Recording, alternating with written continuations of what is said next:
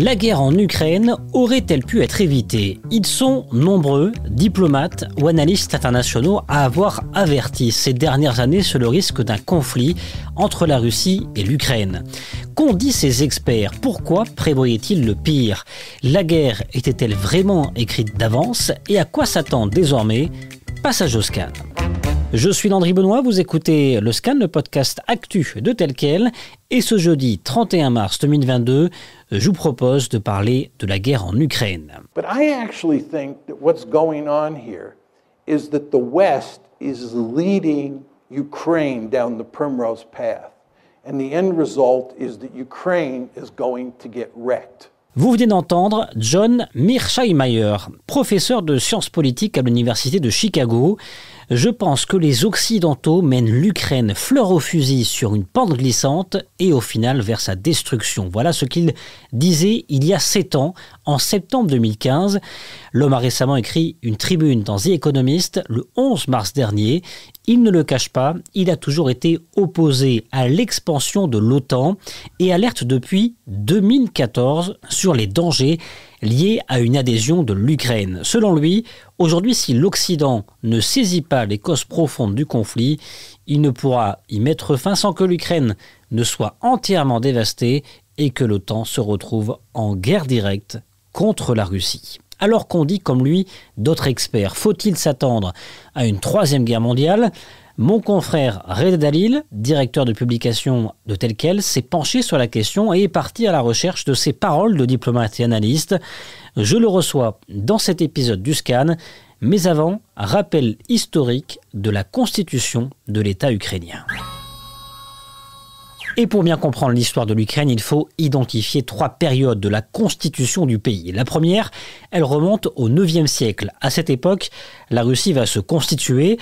Elle se constitue à Kiev, la capitale actuelle de l'Ukraine. Ou encore, la Russe de Kiev, c'est une principauté. C'est alors le premier État russe organisé. Deuxième période, celle du premier État indépendant de 1918 à 1920.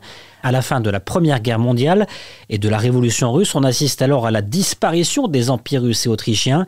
Les Ukrainiens déclarent leur indépendance. Troisième période, 1991, avec la fin du bloc de l'URSS, l'Ukraine devient alors indépendante.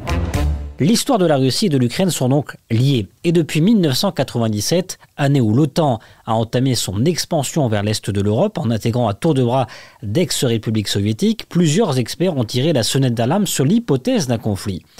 Reda Dalil, qui est responsable du conflit actuel? L'OTAN ou la Russie? Poutine est clairement et en première instance responsable de l'éclatement du conflit armé. Vous savez, ces 3 millions de réfugiés, ces milliers de pertes humaines parmi les civils et les militaires, ces villes complètement dévastées, assiégées comme Mariupol, qui a été à peu près réduite en cendres. Oui, ça c'est clairement la responsabilité de Poutine. C'est un constat qui est absolument sans appel. En première instance, c'est lui le responsable.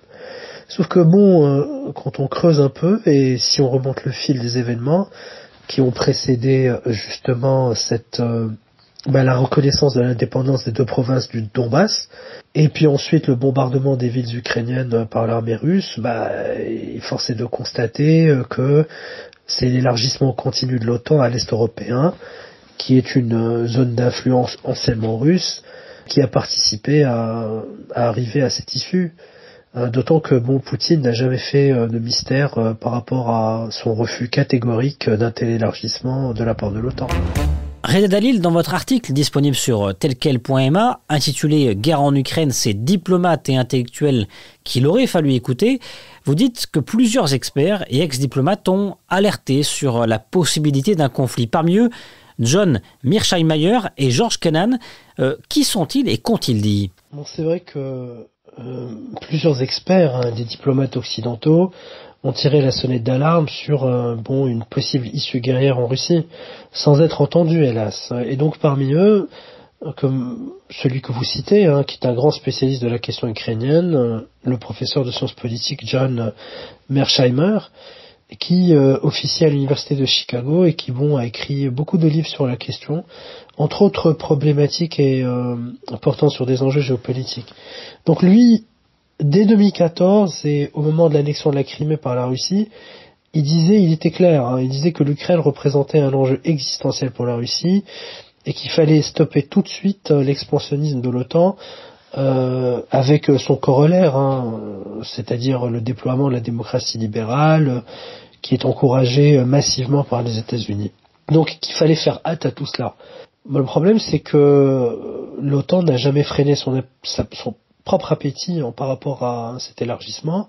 Et donc la réticence clairement affichée par la Russie devant une alliance atlantique de plus en plus hégémonique, intégrant d'anciens pays ayant signé le pacte de Varsovie, ça a mené à ce qu'on déplore aujourd'hui, à savoir un conflit armé. Donc vous avez des gens comme Mearsheimer, et on peut aussi citer des gens comme George Kennan, Henry Kissinger, qu'on présente plus, qui était secrétaire d'État sous Ford et Nixon et qui est un des connaisseurs les plus reconnus mondialement des rouages de la diplomatie. Il y a aussi l'économiste Jeffrey Sachs qui a signé une chronique quelques semaines avant le conflit qui a été très remarquée, déplorant également l'élargissement tous azimuts de l'OTAN vers l'Est européen. Vous avez aussi un ancien secrétaire à la défense américain, William Perry, qui, dans ses mémoires, a révélé qu'il avait mis sa propre démission dans la balance pour s'opposer au désir de Bill Clinton à l'époque d'élargir l'OTAN à l'Est. Voilà, c'est des gens qui ont quand même un poids, ont appelé en quelque sorte à une sanctuarisation de l'Ukraine comme une sorte de dernier rempart entre l'OTAN et la Russie, mais ils n'ont pas été entendus. Alors comment expliquer le basculement de la décision russe d'entrer en guerre ? Dès 2005, Vladimir Poutine déclarait ceci à une chaîne de télévision française, France 3. Le fait que l'OTAN exerce une grande influence sur l'Ukraine et la Géorgie ne nous indispose pas. En revanche, tout élargissement de l'OTAN n'améliorerait pas la sécurité du monde. Je ne vois pas en quoi l'élargissement à nos voisins baltes, par exemple, peut améliorer la sécurité du monde. Cela dit, si d'autres républiques de l'ex-URSS adhèrent à l'OTAN, nous respecterons leur choix. C'est leur droit souverain en matière de défense, mais certains problèmes pourraient surgir dans le cadre de notre coopération militaire avec l'Ukraine, qui est énorme. Cette coopération est à un tel niveau que s'il devait y avoir une présence militaire de l'OTAN en Ukraine, je n'y maintiendrai plus nos technologies de pointe et nos armements sensibles.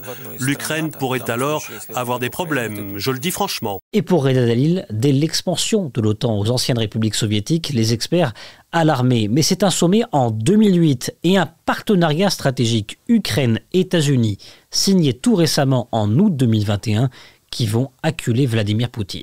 Je crois que le point de bascule de l'attitude de Moscou, c'est sans doute le sommet de l'Alliance Atlantique qui a été tenu à Bucarest en avril 2008. Et pendant ce sommet, les intentions américaines vis-à-vis de l'Ukraine, elles se sont exprimées sans détour. Hein.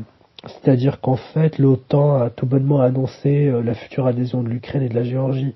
La réaction n'a pas tardé puisque Poutine, après avoir prédit l'effondrement de l'Ukraine, mène une guerre éclair en Géorgie en soutien aux provinces séparatistes, rappelez-vous, de l'Ossétie du Sud et de l'Abkhazie. Sauf que la guerre, finalement, qui a été menée par Poutine en Géorgie ne décourage pas les États-Unis, qui continuent à croire en une expansion de l'OTAN de plus en plus profondément sur la partie est de l'Europe. Après cela, comme vous savez, il y a donc eu l'annexion de la Crimée, suite à la révolution de Maïdan, mais suite surtout à cette volonté exprimée par l'Ukraine de se rapprocher de l'Union européenne. La dernière étape, finalement, du processus de basculement de Moscou, c'est le fait que Joe Biden signe en novembre 2021 une charte de partenariat stratégique avec la République d'Ukraine, ce qui signifiait en gros, de facto, que l'Ukraine entrait dans l'OTAN. Donc ce document, qui a mis un peu le feu aux poudres, a rappelé la déclaration du sommet de Bucarest, premier point de bascule, rappelez-vous, de 2008, comme une sorte de format de référence. Et donc voilà, Poutine s'étant senti quelque part acculé, il n'en a pas fallu plus pour qu'il réagisse, hélas, de la manière que l'on connaît, que l'on a vu. Reda, que veut vraiment Washington ?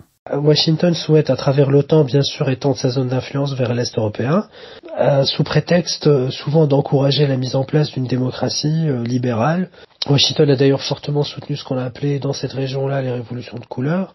Or, le problème, c'est que cette région représente ce que les Russes appellent leur étranger proche. Une région sur laquelle ils ont déjà beaucoup cédé depuis l'éclatement de l'URSS, c'est la politique, la perestroïka, etc. On connaît l'histoire. Les États-Unis accumulent donc, veulent ou souhaitent accumuler des soutiens à son modèle de gouvernance, quoi, en prévision de ce qu'ils considèrent peut-être être la nouvelle guerre froide qui opposera les États-Unis à la Chine. Alors le problème, c'est qu'ils s'y prennent très mal en aliénant la Russie.